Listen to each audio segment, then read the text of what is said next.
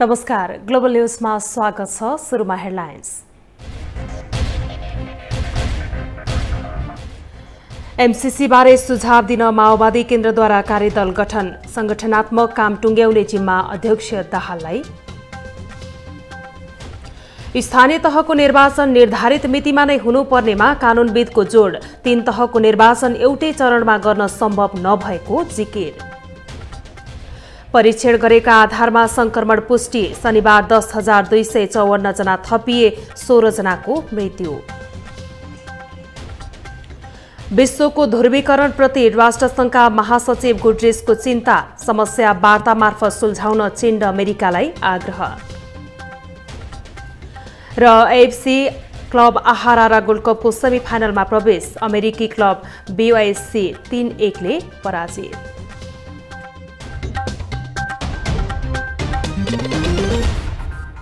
Global news अब विस्तारमा। MCC बारे अध्ययन गर्न नेकपा माओवादी केन्द्रले कार्यदल गठन गरेको छ। एमसीसी बारे विवाद भइरहेका बेला माओवादी केन्द्रले अध्ययन गर्न कार्यदल गठन गरेको हो। शुक्रबार राष्ट्रको नाममा सम्बोधन गर्दै प्रधानमन्त्री शेरबहादुर देउवाले समेत संसदको अवरोध हटाएर विचाराधीन विधेयक अघि बढाउने बताएका थिए। एक रिपोर्ट। एमसीसी पारित गर्ने वा नगर्ने भन्ने विषयमा सत्तारूढ दलहरूकै बीचमा फरक मत रहेका बेला नेकपा माओवादी केन्द्रले एमसीसी अध्ययन गर्न कार्यदल बनाउने निर्णय गरेको छ। माओवादी केन्द्रभित्र समेत एमसीसीका बारेमा एकमत छैन। सरकारको नेतृत्व गरिरहेको नेपाली कांग्रेसले एमसीसी पारित गर्नुपर्ने बताउँदै आएको भए पनि माओवादी केन्द्र भने अहिलेकै अवस्थामा एमसीसी पारित गर्न नहुने पक्षमा रहँदै आएको छ। एमसीसी कुरा चाहिँ चर्को ढङ्गले उठाएको छ। त्यसमा हाम्रो पार्टीले एउटा कार्यदल बनाएको छ। पार्टी सरकारले गठबन्धनले त्यसको सुझाव लिएर आवश्यक परिमार्जन र संशोधन गरेर अगाडि बढ्न सुझाव दिने र त्यो कार्यदलको सुझाव पर्खिने भन्ने निर्णय हो। माओवादी केन्द्रको पूर्व स्थायी कमिटी सदस्यहरूको बैठकले कोरोनाको महामारी कम नभएसम्म जनपरिचालनका कामहरूको जिम्मा पार्टी अध्यक्ष प्रचण्डलाई दिने निर्णय समेत गरेको छ। शुक्रबार राष्ट्रका नाममा सम्बोधन गर्दै प्रधानमन्त्री शेरबहादुर देउवाले संसदको गतिरोध हटाउने र विचाराधीन विषयलाई अघि बढाउने बताएका थिए। एमसीसी प्रति संकेत गर्दै प्रधानमन्त्रीले पारित गराउने बताएका थिए। संसदमा रहेका सबै राजनीतिक दलहरूसँग संवाद र सहमतिका माध्यमबाट संसदको गतिरोध अन्त्य गरी विचाराधीन विषयलाई निष्कर्षमा पुर्याइनेछ। माओवादी केन्द्रले सबै तहको चुनाव एकैपटक गर्ने बारेमा समेत छलफल गर्ने निर्णय गरेको छ। प्रधानमन्त्री शेरबहादुर देउवाले शुक्रबार मात्रै आगामी 1 वर्षभित्र सबै तहको चुनाव सम्पन्न गर्ने प्रतिबद्धता व्यक्त गरेका थिए। ग्लोबल टेलिभिजनका लागि क्यामेरामा राजु थापाका साथमा अमृत राज काफले, काठमाडौँ। कानूनविदहरूले स्थानीय तहको निर्वाचन निर्धारित मितिमा नै हुनुपर्ने बताएका छन्। शनिबार काठमाडौँमा आयोजित एक कार्यक्रममा बोल्दै कानूनविदहरूले सरकारले स्थानीय तहको निर्वाचन संविधानले तोकेको समय सीमामा नै हुनुपर्नेमा जोड दिएका हुन्। कार्यक्रममा वरिष्ठ अधिवक्ता डाक्टर सुरेन्द्र महतोले स्थानीय तह निर्वाचन ऐन प्रदेशसभाको नक्कल भएकाले त्रुटिपूर्ण रहेको बताउनुभयो। एकैचोटि गर्नुभयो भने वैशाखमा यदि चुनाव गर्नुभएछ भने आश्विनमा जसको निर्वाचन भएको थियो त्यसको 6 महिना कटौती हुने भयो र त्यो 6 महिना कटौती गर्ने अधिकार संविधानले कसैलाई दिएको छैन। संविधानले ग्यारेन्टी गरेको छ। संविधानसँग कुनै कानुन बाजिएको छ भने कानुन अमान्य हुन्छ। त्यो स्थानीय तह निर्वाचन ऐन यदि बाजिन्छ भने त्यो अमान्य हुन्छ। त्यो कार्यक्रममा कानूनविद डाक्टर सुरेन्द्र भण्डारीले अहिलेको निर्वाचन प्रणाली पैसा, गुण्डा र छल कपटमा नै आधारित भएको भन्दै नेपालमा संसदीय निर्वाचन प्रणाली असफल भएको दावी गर्नुभयो। उहाँले संकटको समयमा मात्रै संसद र प्रदेशसभाको निर्वाचन वर्ष दिनसम्म लम्ब्याउन पाइने उल्लेख गर्दै अहिले संकट नभएकाले समयमै निर्वाचन गर्नुपर्नेमा जोड दिनुभयो। राखिएको भने अवधि सिद्धिन्छ अनि 6 महिनामा गरौँला भनेर होइन, विशेष परिस्थिति पर्यो त्यो अवस्थामा गर्न नसकिने अवस्था पर्यो भने हो। अहिले त्यस्तो निर्वाचन गर्न नसकिने अवस्था छैन। वरिष्ठ अधिवक्ता दिनेश त्रिपाठीले 3 तहको निर्वाचन एउटै चरणमा गर्न व्यवस्थापकीय दृष्टिकोणबाट पनि सम्भव नरहेको भन्दै एउटै मितिमा निर्वाचन गर्न नमिल्ने बताउनुभयो। उहाँले एकै चरणमा 3 तहको निर्वाचन गरिनुपर्छ भन्ने कुरा कपटपूर्ण र लोकतन्त्र विरुद्धको षड्यन्त्र भएको आरोप लगाउनुभयो। स्थानीय तहको कार्यकाल अब समाप्त भइसकेको छ र जेठ 5 गते भित्रै स्थानीय तहको निर्वाचन हुनै पर्ने एउटा कानुनी र संवैधानिक बाध्यताको कन्टेस्टमा अब अहिले आएर यो अत्तो थाप्नु कि होइन सांसदको पार्लिमेन्टको चुनाव पनि त्यही एउटै मितिमा गरौँला एउटै प्याकेजमा गरौँला त्यो भनेको एउटा मलाई लाग्छ यो लोकतन्त्र विरुद्धको एउटा षड्यन्त्र। त्यस्तै नेकपा माओवादी केन्द्रका नेता डाक्टर खिमलाल देवकोटाले स्थानीय तहको चुनाव समयमै गर्ने बताउनुभयो। उहाँले अहिले सबै दल र आम नागरिकहरू स्थानीय तहको चुनाव गर्नुपर्ने भनेर लागि परेकाले त्यसमा कुनै संशय नगर्न पनि आग्रह गर्नुभयो। नेपाली कांग्रेसका नेता प्रकाशमान सिंहले आफू स्थानीय निकायलाई पदाधिकारी विहीन बनाउने पक्षमा नरहेको बताउनु भएको छ। शनिबार काठमाडौँको चाक्सीबारी स्थित आफ्नै निवासमा आयोजित कार्यक्रममा उहाँले संविधानको मर्म र भावना विपरीत कुनै पनि तहको निर्वाचनमा जान नहुने बताउनुभयो। नेता सिंहले स्थानीय तहको निर्वाचन संविधानले व्यवस्था गरे अनुसार समयमै हुनुपर्ने पनि स्पष्ट पार्नुभयो। उहाँले 5 वर्ष कार्यकाल पूरा गरेको 6 महिनाभित्र स्थानीय तहको निर्वाचन पर्छ भन्ने कुरा संविधानमा उल्लेख भएको र सोही अनुसार हुनुपर्ने दाबी समेत गर्नुभयो। 6 महिना भित्रमा गर्नुपर्छ भन्नेमा चाहिँ संविधानको कुरा छ। तर अब अहिले आएर चाहिँ के हो भन्दाखेरि यो चाहिँ जुन हामीहरूले यो कन्स्टिट्युसनलाई लेखन गर्दाखेरि नि यो चाहिँ समग्र रूपमा चाहिँ यसको इन टोटालिटी हामीले चाहिँ स्पिरिट चाहिँ बुझेर हामीले चाहिँ काम गर्नुपर्छ। त्यस अवसरमा कांग्रेस नेता सिंहले डाक्टर मेता सिंहद्वारा लिखित पुस्तक स्ट्रगल अफ गणेशमान सिंहको विमोचन गर्दै पुस्तकमा गणेशमान सिंहले नेपालको प्रजातन्त्र स्थापनाका लागि गर्नुभएको योगदानको चर्चा गरिएको बताउनुभयो। आइतबार सर्वोच्च सहित देशभरका अदालत बन्द गर्ने निर्णय गरिएको छ। सर्वोच्च अदालतको शनिबार बसेको आकस्मिक पूर्ण बैठकले आइतबार देशभरका अदालत बन्द गर्ने निर्णय गरेको हो। पूर्ण बैठकले पूर्व प्रधान न्यायाधीश मोहन प्रसाद शर्माको निधनमा शोक मनाउनका लागि आइतबार नेपालभरका सर्वोच्च अदालत, उच्च अदालत, विशेष अदालत र न्यायाधिकरणहरू शोक विधाका रूपमा आइतबारका लागि बन्द गर्ने निर्णय गरेको बताइएको छ। पूर्व प्रधान न्यायाधीश शर्माको 88 वर्षको उमेरमा बुधबार निधन भएको थियो। सरकारी सेवामा 2015 सालमा प्रवेश गर्नुभएका शर्मा 2017 सालमा कानून मन्त्रालयको शाखा अधिकृतबाट बढुवा भएर अदालतको न्यायाधीश भएर काम गर्दै 2054 चैतदेखि 2056 मङ्सिर 30 गतेसम्म नेपालको प्रधान न्यायाधीश भएर काम गर्नुभएको थियो। कोरोना संक्रमणको हट स्पट बनेपछि काठमाडौँ उपत्यकामा शुक्रबार रातिदेखि सवारी साधनमाथि जोर बेजोर प्रणाली लागू भएको छ। फलस्वरूप शनिबार बिहानैदेखि अत्यावश्यक बाहेक जोर नम्बर प्लेटका सवारी मात्रै सडकमा देखिए। जोर बेजोर प्रणाली लागू गर्दा सवारी साधनको संख्या कम भई यात्रुको चाप बढ्ने र भीडभाड पनि बढ्ने विज्ञहरूको भनाइ छ। एक रिपोर्ट। पछिल्लो समय ओमिक्रोनको संक्रमणको दरले रेकर्ड राखेपछि सरकारले शुक्रबार रातिदेखि काठमाडौँ उपत्यकाभित्र गुड्ने सवारी साधनमा जोर बिजोर प्रणाली लागू गरेको छ। उपत्यकाका तीनै जिल्ला प्रशासन कार्यालयले संयुक्त विज्ञप्ति जारी गर्दै निजी, सार्वजनिक र 2 पाङ्ग्रे सवारी साधनमा समेत जोर बिजोर प्रणाली लागू भएको जनाएको छ। यो व्यवस्था लागू भएसँगै अब जोर दिन जोर र बिजोर दिन बिजोर सवारी साधनहरू सडकमा देखिन्छ।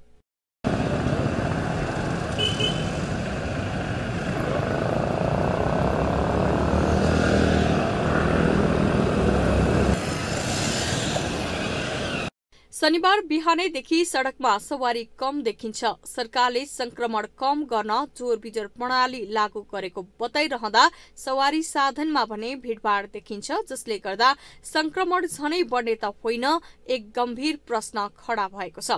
शनिबार बिदा भएकोले भीड कम हुने भएपछि भोलि पर्सिका दिनमा सवारी साधन कम हुँदा भीड बढ्न सक्ने र त्यसले झनै जोखिम बढ्ने सर्वसाधारण बताउँछन्। अल्टिमेटम दिएर हुन्छ, के गरे हुन्छ, भएका सवारी साधन चाहिँ निर्वाध रूपमा सञ्चालन गर र पेसेन्जरको चाप चाहिँ कम गरौ भनेर भन्नुपर्ने ठाउँमा होइन, झन् उनीहरूले गाडी कम गराइदिएर सार्वजनिक यातायात झन् भिडभाड बढाइरहेछ। यसले चाहिँ कुनै हालतमा कम हुने छाँडकाँड देखिँदैन।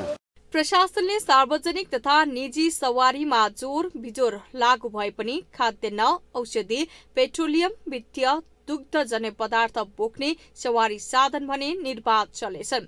यस्तै स्वास्थ्यकर्मी, सुरक्षाकर्मी र सरकारी कर्मचारीहरूले भने परिचय पत्र देखाउनु पर्नेछ। कूटनीतिक नियोगका सवारीमा यो नियम लागू हुँदैन।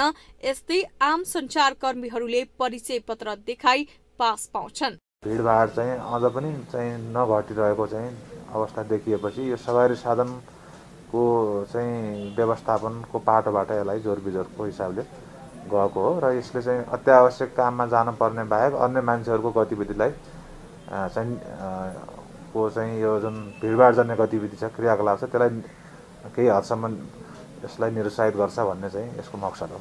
ट्राफिक प्रहरीका अनुसार जोर बिजोर प्रणाली कडाइका साथ लागू भइरहेको छ। नियमको पालना नगर्नेलाई नियन्त्रणमा लिन सचेत गराइनेछ।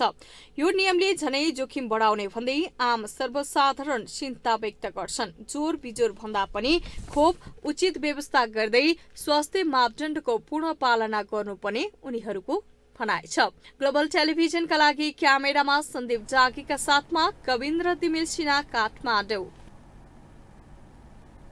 अब पालो ग्लोबल भोइसको।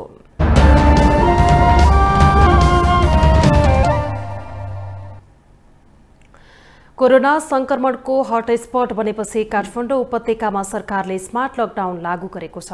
भिडभाड नियन्त्रण गर्न जिल्ला प्रशासनले आजदेखि यातायातको सवारी साधनमाथि जोर बिजोर प्रणाली लागू गरेको छ।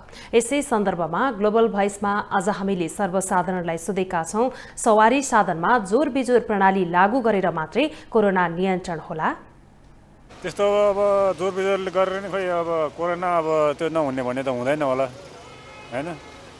अब यो खोइ अब हामीलाई पनि गाह्रो अब काम गरेर खाने मान्छेहरूलाई हैन। यो अब जोर बिजोर लागू गरेर कोरोना झन् जोखिम झन् बढ्छ क्या। भएका सवारी साधनलाई बरु चाहिँ नि सरकारले के भनिदिनु पर्यो भने समितिहरूलाई चाहिँ नि अल्टिमेटम दिएर हुन्छ, के गरे हुन्छ, भएका सवारी साधन चाहिँ निर्वाध रूपमा सञ्चालन गर र पेसेन्जरको चाप चाहिँ कम गराऊ भनेर भन्नुपर्ने ठाउँमा हैन। झन् उनीहरूले गाडी कम गराइदिएर सार्वजनिक यातायात झन् भिडभाड बढाइरहेछ। यसले चाहिँ नि कुनै हालतमा कम हुने छाँडकाँड देखिँदैन। लापरवाही त बढी नै छ होइन सर्वसाधारणको। यसमा चाहिँ अब आफ्नो सेनिटाइजर मास्कहरू युज गरेर होइन व्यवस्थित रूपमा हिँड्ने नै फाइदा हुन्छ। यसमा गाडीहरूको लागि त अब नियम पालना राम्रो छैन नेपालमा है। यसको लागि सबैजना सचेत भएर को लागि त ठिकै पनि गराएको छ। किनभनेपछि अब अलिकति चाप कम भयो, मान्छेहरू फेरि अलिकति जानलाई अलिकति भिडभाडमा चाहिँ अलि गाडी कम पाइन्छ, मान्छे त्यही भएर अलिकति बाहिर निस्किन चाहिँ अलिक सजग हुन्छ कि जस्तो लाग्छ। मलाई चाहिँ हुँदैन जस्तो लाग्छ। जोड बिजोड गर्दैमा कोरोना नियन्त्रण कसरी हुन्छ होला र होइन।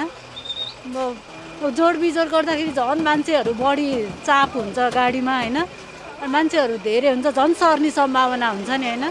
जोड बिजोड गरेर कमसेकम मान्छे पातलो गरेर गाडीमा हाल्न त पाउँछ नि त, त्यही भएर हुँदैन जस्तो लाग्छ। जोर बिजोर गरेपछि यिनीहरूलाई चाहिँ नलाग्ने, जोर बिजोर गरेर त झन् भिड हुन्छ, झन् मान्छेले दुःख पाउँछन् नि। यो पोसिबल छैन। यो बरु चाहिँ सबैलाई चल्न दिएर चाहिँ एउटा चाहिँ भिडभाड हुन नदियो भने भइगयो नि। कोरोना त अब जोर बिजोर प्रणाली भन्दा त्यसले चाप पक्कै पनि कम गर्ला होइन, मान्छेको चाप त पक्कै पनि कम गर्ला। तर यत्र मलहरू खुलिरहन्, यत्रो होटल पसलहरू खुलिरहन्, अब सबै मान्छेहरू त त्यहीँ त जान्छन् नि होइन सर। जस्तो सरकारले र स्कुल कलेजहरू खुला गरेको छ होइन, स्कुल कलेजहरू बन्द गरेको छ सरकारले, स्कुल कलेजहरू बन्द गरेको छ। अनि अरू सबै सेक्टरहरू लगभग खुल्ला भनिदिनु न। अब जोर बिजोर प्रणाली भन्ने त्यत्तिकै सबै खुल्ला गरिदिएको छ। अब सबै विद्यार्थीहरूलाई मात्रै मार्का कोरोना लाग्ने भन्ने त होइन नि त सर। नेपालमा आज एकै दिन कोरोना संक्रमणले 16 जनाको मृत्यु भएको छ। स्वास्थ्य तथा जनसङ्ख्या मन्त्रालयले सार्वजनिक गरेको विवरण अनुसार यो तेस्रो लहर सुरु भए ताकै एकै दिनको सर्वाधिक मृत्यु हो। गएको 24 घण्टामा 10,000 बढीमा कोरोना संक्रमण पुष्टि भएको छ। मन्त्रालयका अनुसार 20,187 जनाको परीक्षण गर्दा 10,254 जनामा संक्रमण पुष्टि भएको हो। यो अवधिमा 708 जना संक्रमण मुक्त भएका छन्। हाल सक्रिय संक्रमितको संख्या 72,862 पुगेको मन्त्रालयले जनाएको छ। कोरोना संक्रमणको जोखिम बढ्न थालेपछि सरकारले कोरोना विरुद्धको बुस्टर डोज दिने निर्णय गरेको थियो। झण्डै 1 करोड डोज मौजात रहेको बताएको सरकारले बुस्टर डोज अभियान सुरु गरेको केही दिनमै अभियान नै प्रभावित बनेको छ। एक रिपोर्ट। कोरोना विरुद्धको खोप अभियान जारी रहेका बेला भेरोसेल खोप सकिएपछि बुस्टर डोज दिने सरकारी निर्णय प्रभावित बनेको छ। तर सरकारले भने खोप अभियान जारी राख्ने भन्दै आएको छ। अग्रपंक्तिमा काम गर्नेहरूलाई बुस्टर डोज दिन शुरू गरेको स्वास्थ्य मन्त्रालयले माघको दोस्रो साताबाट अन्य व्यक्तिलाई समेत बुस्टर डोज दिने बताएको छ। अहिले खोप अभियान सञ्चालन गर्ने सन्दर्भमा देशैभरि 3 किसिमका अभियानहरू सञ्चालनमा छन्। एउटा 12 वर्ष माथिका र 18 वर्ष मुनिका किशोर किशोरी बालबालिकाहरूका लागि, अर्को 18 वर्ष माथिका कोभिड-19 विरुद्धको खोप लगाउन छुट्नुभएका, एक मात्रा पनि नलगाउनु भएको अथवा एक मात्रा लगाएर दोस्रो मात्राको प्रतीक्षामा रहनुभएको व्यक्तिहरूका लागि, अर्को अग्रपंक्तिमा रहेर काम गर्नुपर्ने वर्गहरू, स्वास्थ्यकर्मी, सरसफाई कर्मीहरू लगायत हामीले सुरक्षाकर्मीहरू हुनुहुन्छ, अरू कर्मचारीहरू हुनुहुन्छ, बैङ्क क्षेत्रका कर्मचारीहरू हुनुहुन्छ, आम सञ्चार माध्यमको कर्मचारीहरू हुनुहुन्छ, सबैलाई एक अतिरिक्त मात्रा बुस्टर डोजको रूपमा दिने गरी व्यवस्थापन गरिएको छ। सरकारी रेकर्ड अनुसार नेपालमा लक्षित जनसंख्याको 64% पूर्ण मात्रामा खोप लगाएका छन्। त्यस्तै 81.3% एक मात्रा कोरोना विरुद्धको एक डोज खोप लगाएका छन्। लक्षित वर्गका मानिसहरूले कोरोना विरुद्धको खोप लगाइ नसक्दै सरकारले भने शुक्रबारदेखि सार्वजनिक स्थानमा हिडडुलका लागि समेत खोप कार्ड अनिवार्य गरेको छ। 7 गते पछाडि खोप कार्ड लिएका व्यक्तिहरूले चाहिँ सार्वजनिक सेवामा चाहिँ आफ्नो सार्वजनिक सेवामा लिन जाँदाखेरि चाहिँ त्यसलाई देखाउने कुरा भयो र खोप कार्डको आधारमा चाहिँ सेवा प्राप्त गर्ने विषयलाई चाहिँ जोडिएको छ र त्यसलाई सम्बन्धित सेवा प्रदायक निकायहरूले नै आफ्नो सेवा दिने स्थानमै त्यसलाई उहाँहरूले चाहिँ हेरेर चाहिँ आवश्यक समन्वय गर्नुहुन्छ। भेरोसेल खोप सकिएको भए पनि अन्य खोप भने नेपालमा स्टक रहेको स्वास्थ्य मन्त्रालयले बताएको छ। नेपालमा कोभिसिल्ड, एन्ट्राजेनेका, भेरोसेल, जोन्सन एन्ड जोन्सन र फाइजर खोप लगाइदै आएको छ। विज्ञहरूले 2 मात्र खोपले 6 महिना वा 1 वर्ष मात्र काम गर्ने भएकाले थप डोज दिनुपर्ने बताउँदै आएका छन्। ग्लोबल टेलिभिजनका लागि क्यामेरामा राजेन्द्र काफ्लेका साथ सुस्मिता बानिया, काठमाडौँ। अब पालो ग्लोबल सञ्जालको।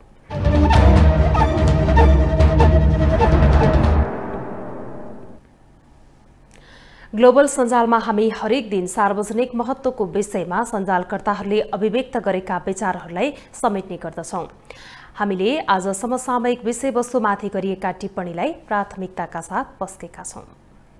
सबै तहका चुनाव समयमै हुनुपर्छ भन्दै एमाले नेता भीम रावल ट्वीट गर्छन्।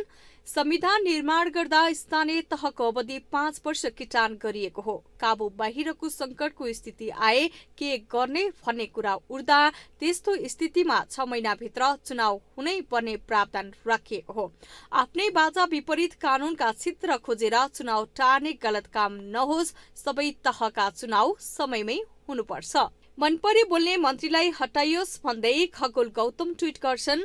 हट, एमाले नेताहरू सीके राउतको पक्षमा बोलेका हुन् कि मन्त्री रेणु यादवको अभिव्यक्तिको विरोधमा? सीके राउतले ट्रक बसमा आगजनी गर्दै प्रहरी प्रमुख लगायतलाई धम्की दिँदा चुक्क नबोलेको एमाले रेणु यादवको विरुद्ध आगो उकल्दैछ। ओली र सीकेको सम्बन्ध झन शंकास्पद छ। मनपरी बोल्ने मन्त्रीलाई पनि हटाइयोस्। त्यस्तै विमल पोखरेल ट्वीट गर्छन्। केपी ओली सरकारका कानून मन्त्री शेरबहादुर तामाङले बोल्न बिराए। राजीनामा दिए। संचार मन्त्री गोकुल बास्कोटाको अडियो टेप बाहिरियो। राजीनामा दिए। शेरबहादुर देउवा सरकारका मन्त्रीले खुलमखुला सामूहिक हत्याकाण्ड मचाउने धम्की दिँदा पनि सरकार निदाइरहेको छ। नेपाल आमाको सपुतले देश चलाउन पाए परिवर्तन हुन्थ्यो कि भन्दै पुरुषोत्तम ढुङ्गेल ट्वीट गर्छन्। 2046 सालदेखि विदेशीहरूले देशलाई प्रयोग गरे। यो सिस्टम त्यो सिस्टम।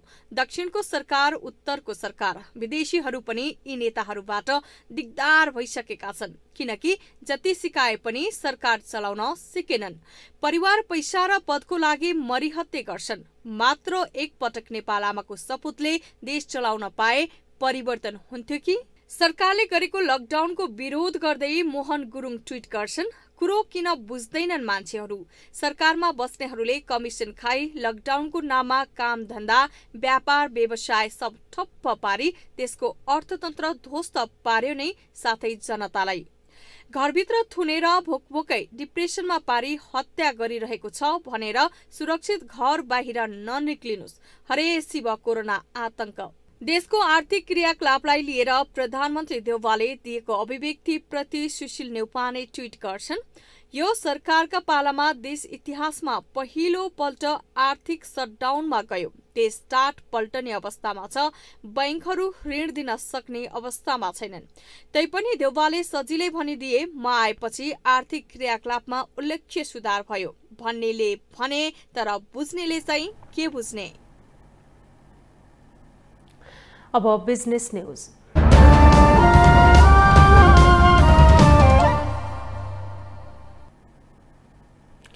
सरकारी निकायले बजार अनुगमन नगर्दा अचाकले मूल्य बढेको छ। खानेतेलको मूल्यले रेकर्ड बनाएको छ भने अन्य खाद्यान्नको समेत मूल्य बढिरहेको छ। सरकारले मूल्य वृद्धि 6.5% सीमित राख्ने भनेको भए पनि सरकारकै रेकर्ड अनुसार झण्डै 8% पुग्ने देखिएको छ। एक रिपोर्ट। आयल निगमले अन्तर्राष्ट्रिय मूल्यमा समायोजन गर्ने भन्दै पेट्रोलियम पदार्थको मूल्य यसै साता बढायो। विदेशबाट आयात हुने तेलको मूल्य समायोजन गर्ने भन्दै निगमले पछिल्लो समय मूल्य बढाइरहेको छ। त्यसबाहेक केही समय पहिला 250 रुपैयाँ प्रति लिटर पर्ने खानेतेलको मूल्य अहिले 300 बढी पुगेको छ। खाद्यान्नको समेत मूल्य बढिरहेको छ। दैनिक उपभोग्य वस्तुको मूल्य बढिरहेको भए पनि सरकारी निकायले भने अनुगमन नगर्दा त्यसको मारमा सर्वसाधारण परेका छन्। यो चाहिँ अब सरकारकै कमजोरी हो कि जस्तो लाग्छ। म चाहिँ अहिलेसम्म सरकारले नियन्त्रण गर्नुपर्ने हो हैन। अब सरकार छैन केही थाहा छैन। अब गर्नुपर्ने कालोबजारीहरू सरकारले हेर्नुपर्ने हेरिएको छैन। मेरो विचारमा चाहिँ सरकारकै कमजोरी हो जस्तो लाग्छ। उपभोक्ताको माग र आपूर्तिले मूल्य निर्धारण गर्ने भए पनि नेपालमा भने कालाबजारी गरेर समेत मूल्य बढाइने गरेको उपभोक्ता अधिकार कर्मीहरूको भनाइ छ। सरकारको उदासीनताका कारण आम उपभोक्ता महँगो मूल्यमा दैनिक उपभोग्य सामान किन्न बाध्य भएको अधिकार कर्मीहरूको भनाइ छ। खाद्यतेलको मूल्य बढेको छ, घिउको मूल्य बढेको छ, अनि तपाईँको चामलकै मूल्य बढेको छ। माछाको मूल्य त बढेकै थियो, तर यो बढेको अवस्थालाई जुन किसिमले नियमन गर्नुपर्ने हो सरकारले त्यो गर्न सकेको अवस्था छैन। र जस्तो कुखुराकै मासुको कुरा गरौँ, अहिलेको अवस्थामा कुखुराको मासु भनेको साह्रै सस्तो हुनुपर्ने बेला हो यो बेला।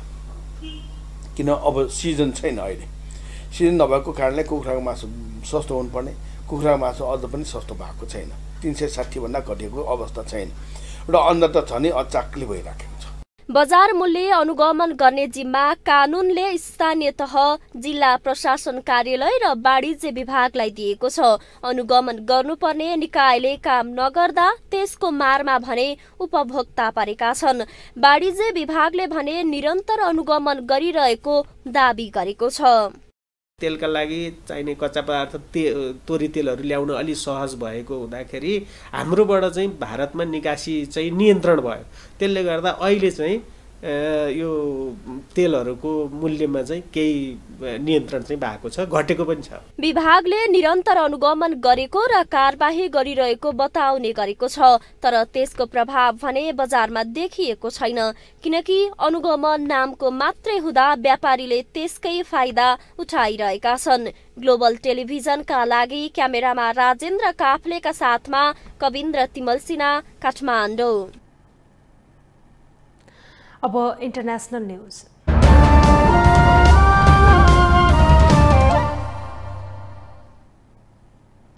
संयुक्त राष्ट्र संघका महासचिव एन्टोनियो गुटेरेसले चीन र अमेरिकालाई वार्ता गर्न आह्वान गरेका छन्। राष्ट्र संघका महासचिव गुटेरेसले विश्व बजार र अर्थतन्त्रको ध्रुवीकरणबाट बच्न व्यापार र प्रविधिमा अमेरिका र चीनलाई वार्ता गर्न आह्वान गरेका हुन्। चीनसँग वाशिंटनको वर्षौं पुरानो प्रविधि विवादका विषयमा गुटेरेसले आफू सधैँ एकीकृत विश्व बजार र एकीकृत विश्वव्यापी अर्थतन्त्रको पक्षमा रहेको बताएको चिनिया समाचार संस्था सिन्हाले जनाएको छ। विश्वलाई दुई भागमा विभाजन गर्नबाट जोगिनु पर्नेमा उनको जोड छ। हरेक राष्ट्रको आफ्नै आर्थिक प्रणाली र नियमहरूको सेट, आफ्नै प्रभावशाली मुद्रा, आफ्नै इन्टरनेटको साथ र आफ्नै प्राविधिक रणनीति रहेको भन्दै महासचिव गुटेरेसले विश्वका 2 ठूला अर्थतन्त्रलाई वार्ताको माध्यमबाट व्यापार र प्रविधिमा साझा आधार खोज्न आह्वान गरेका हुन्। आफूले अमेरिका र चीन दुवैसँग गम्भीर संवाद र वार्ताको महत्त्वमा वकालत गरिरहेको उनको भनाइ छ। यमनी जेलमा भएको हवाई आक्रमणमा 100 जना भन्दा धेरैले ज्यान गुमाएका छन्। आक्रमणमा 200 जना भन्दा धेरै घाइते भएको उद्धारकर्ताले बताएका छन्। उद्धारकर्मीले आक्रमणपछि ध्वस्त भएका जेलका भवनबाट छेदविच्छेद सब निकालेर थुपार्दै गरेका तस्बिर सार्वजनिक गरेका हुन्। यमनमा रहेको रेडक्रस अन्तर्राष्ट्रिय समितिका प्रवक्ता बासिर उमरले सादा शहरमा 2 अस्पतालका उनीहरूको उपचार भइरहेको र गम्भीर घाइतेको संख्या धेरै भएकाले ज्यान गुमाउनेको संख्या बढ्न सक्ने बताएको समाचार संस्था एएफपीले जनाएको छ। यमनभर इन्टरनेट सेवा बन्द भएको छ। हुथी विद्रोहीले संयुक्त अरब एमिरेट्समा हवाई जहाज र क्षेपणास्त्र आक्रमण गरेको दावी गरेको 5 दिनपछि यो हमला भएको हो। अब स्पोर्ट्स न्यूज।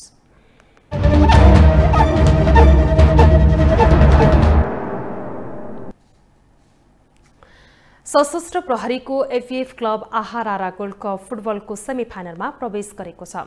पोखरा रंगशालामा भएको खेलमा बीवाईसी यूएस क्लबलाई 3-1 गोलले हराउँदै एफसी अन्तिम 4 मा पुगेको हो। 47औं मिनेटमा मेगल फेलाक्सले गोल गरेर बीवाईसीलाई अग्रता दिलाए पनि एफएफका रवि थिङले 2 तथा आवाज लामिछानेले 1 गोल गरेपछि अमेरिकी क्लब पराजित हुन पुग्यो।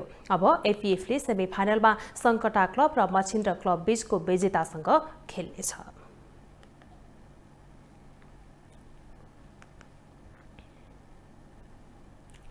पंद्रौं संस्करणको इन्डियन प्रिमियर लीग आईपीएल 2022 मा सहभागी 20 टिमले आफ्ना महत्वपूर्ण खेलाडीको सूची सार्वजनिक गरेका छन्। पुराना 8 र नयाँ 2 सहित आईपीएलमा यसपटकदेखि 10 टिमको सहभागी हुने भएको छ। प्रत्येक टिमले 90 करोडसम्म खर्च गर्न पाउनेछन्। 2 नयाँ टिमले अक्सन पुलबाट 3-3 खेलाडी छनौट गर्दा पुरानाले अधिकतम 4 खेलाडी रिटेन गरेका छन्, जसमा 1-1 जना विदेशी खेलाडी राख्न सक्ने नयाँ प्रावधान रहेको छ।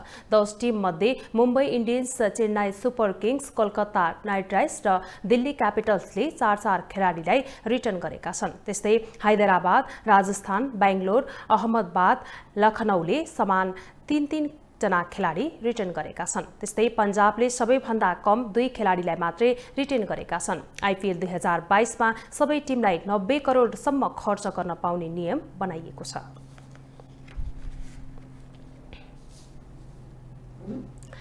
ग्लोबल न्यूजको अन्त्यमा अहिलेसम्मका हेडलाइन्स पुनः एकपटक।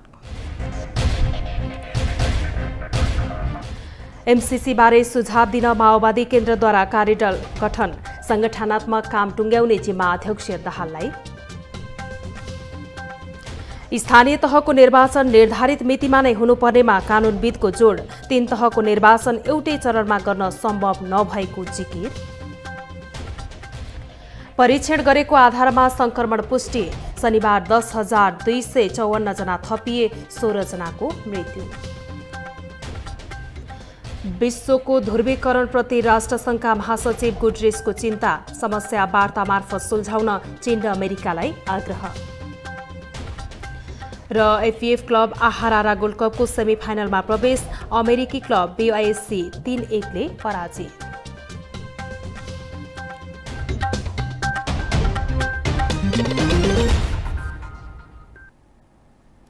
अहिलेलाई ग्लोबल न्यूज यति नै। ग्लोबल टेलिभिजन तपाईँ फेसबुक तथा युट्युबमा पनि प्रत्यक्ष हेर्न सक्नुहुनेछ। ग्लोबल टेलिभिजन हेर्दै गर्नुहोला। नमस्कार।